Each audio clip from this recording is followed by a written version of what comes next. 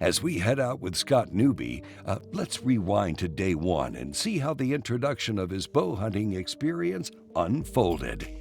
For months leading up to this day, Scott has practiced shooting his bow at home and spent even more time dialing it in here at camp before the season officially kicked off.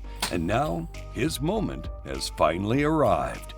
Temps in the area are hovering in the high 70s, with chances for rain to move in during Scott's hunt, shifting conditions in his favor as the rain can provide scent cover from the deer. As Scott sits up high in the tree stand and takes in the peaceful surroundings, a small 10-point buck in velvet appears below him. So I'm sitting there, just surprised, don't know where he came from, came out of nowhere. I was thinking, all right, this will be a good, decent buck here. And he just had something going on. He knew something was up, and he just kind of took off out in the soybeans. And then we just heard this big splash behind us in the Salt River, and it just had a few bucks that were just crossing over, coming in. And I could see the one that had some height to it. Couldn't really see anything beyond that. And then the big boy came in front of us. He just had huge mass to him, nice height. He has this just trash hanging off. I mean, it looks like a hook. That's what we could see. So I'm just gonna call him Hook. And that's our boy. So we're gonna head back to camp, jump in the RMAX 1000 here. I'm gonna ask the guys how much these deer come back around, because I'm hoping we can go back out, see this guy again tomorrow, because if he's Hook, I'm Peter Pan, and we're gonna take this guy down. It's on now. I'm excited. I'm very excited. For the next few days, Scott eagerly returned to the field with his sights set on having another encounter with Hook.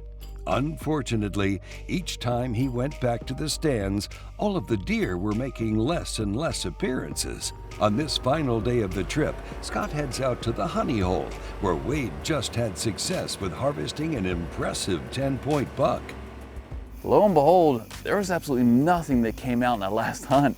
And it got a little rough, and just sitting there racking my brain the whole time, like, should we have gone to the bean field like we started out with? Should we have stayed here? But based upon the situation, kind of taking the full look, full scope and analysis and everything, I feel like it was the right decision. And that's just one thing I learned hunting deer in velvet, is that you never know what they're gonna do. I mean, deer in general, you just never know what they're gonna do, but it seems like even when they're in velvet, they're just all the more unpredictable. So for me not getting one, it's a bummer, but that's the way it is. Sometimes the best of the best get skunked.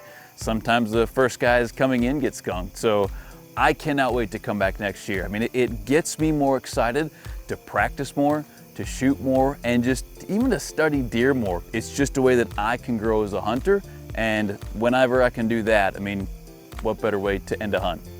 Well, Hook may not have come back to visit us again, but that clearly never broke Scott's spirits. Here's his final thoughts on his experience at our Kentucky deer camp.